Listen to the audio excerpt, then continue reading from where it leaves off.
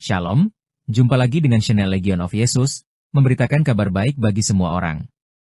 Kali ini kita akan membahas bagaimana Raja Salomo yang bijak bisa mengatur kerajaan serta 1000 istrinya. Sebelum kita mulai, buat Anda yang baru menemukan channel ini, silahkan subscribe karena subscribe itu gratis. Setelah Salomo lahir, ia menerima perkenan Allah.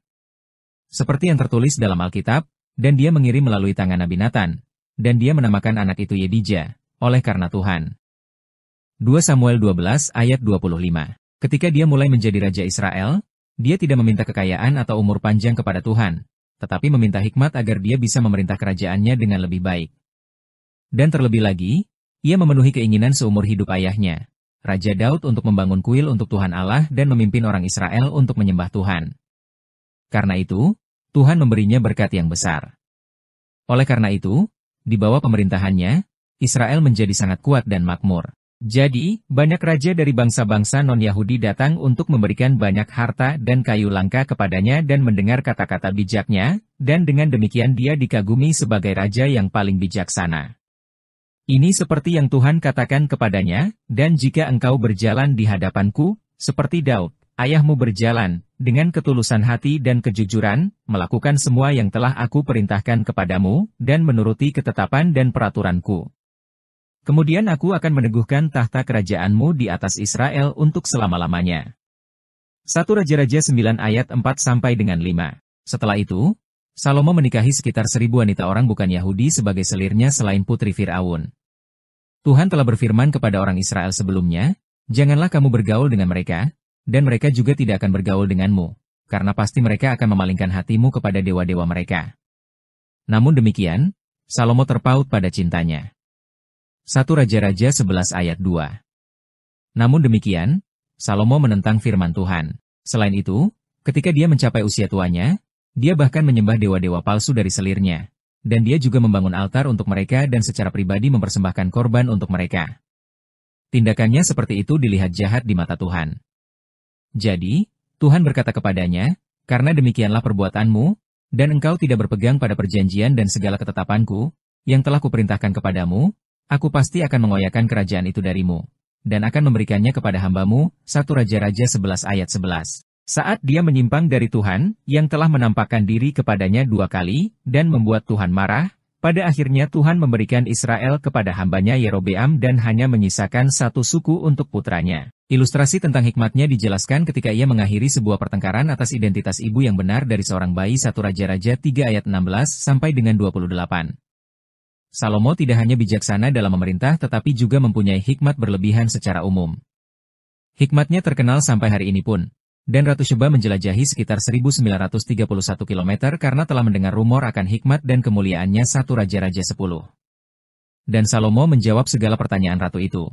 Bagi raja tidak ada yang tersembunyi, yang tidak dapat dijawabnya untuk ratu itu. Ketika Ratu Negeri Sheba melihat segala hikmat Salomo dan rumah yang telah didirikannya, makanan di mejanya, cara duduk pegawai-pegawainya, cara pelayan-pelayannya melayani dan berpakaian, minumannya dan korban bakaran yang biasa dipersembahkannya di rumah Tuhan, maka tercenganglah ratu itu. 1 Raja-Raja 10 ayat 3-5.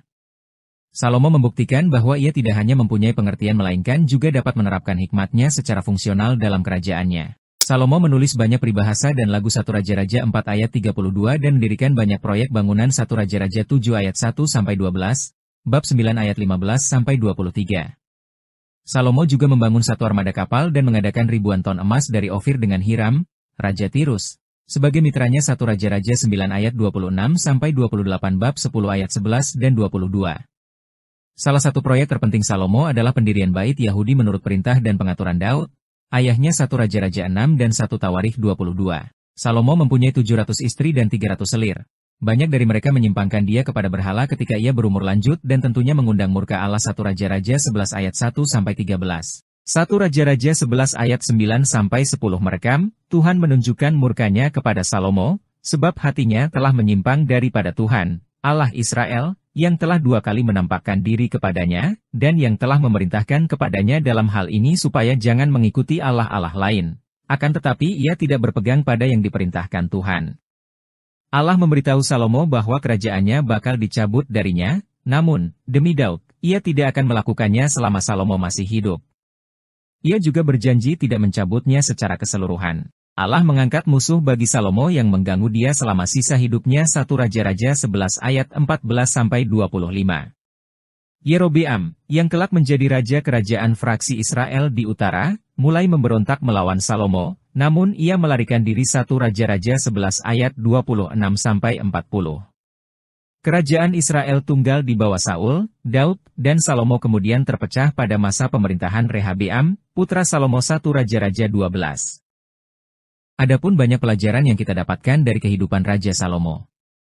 Pertama, ketika kita dengan segenap hati mencari Allah, ia akan ditemukan. 1 Raja-Raja 3 ayat 3-7.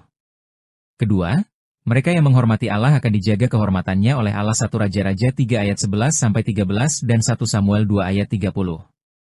Ketiga, Allah memampukan kita menyelesaikan pekerjaan yang ia tentukan jika kita mengandalkannya. 1 Raja-Raja 3 dan Roma 12 ayat 3-8 dan 2 Petrus 1 ayat 3. Keempat, kehidupan rohani mirip dengan lomba maraton, bukan adu kecepatan. Permulaan baik tidak berarti akan berakhir dengan baik. 1 Raja-Raja 3 dan 11. Kelima, dalam ketulusan kita dapat meminta Allah untuk mengarahkan hati kita padanya. 1 Raja-Raja 8 ayat 57-58, tetapi kita akan menyimpang dari jalan keselamatan jika kita melanggar firman-Nya yang telah dinyatakan. Keenam, orang yang terdekat dengan Dia dapat mempengaruhi kehidupan rohani kita. Keluaran 34 ayat 16 dan 1 Raja-Raja 11 ayat 1-8 serta Daniel 1 dan 3 dan 1 Korintus 15 ayat 33, dan kita harus waspada terhadap persahabatan kita. Ketujuh, hidup yang terpisah dari Allah akan kehilangan artinya. Meskipun sudah terpelajar, target kita sudah tercapai, kita mengenal berbagai kenikmatan, dan mempunyai harta yang melimpah. Pengkhotbah 1 ayat 2. Demikian pelajaran yang bisa kita ambil dari kisah Raja Salomo yang sangat luar biasa, sehingga kita bisa menjadikan rehema di dalam kehidupan kita, melaksanakan apa yang baik dan menjauhi apa yang buruk di mata Tuhan. Buat Anda yang terberkati oleh channel ini, silahkan subscribe, like and share, agar kami dapat semakin banyak memberitakan kabar baik kepada semua orang. Tuhan Yesus memberkati kita semua. Demi nama Bapa dan Putra dan Roh Kudus, amin.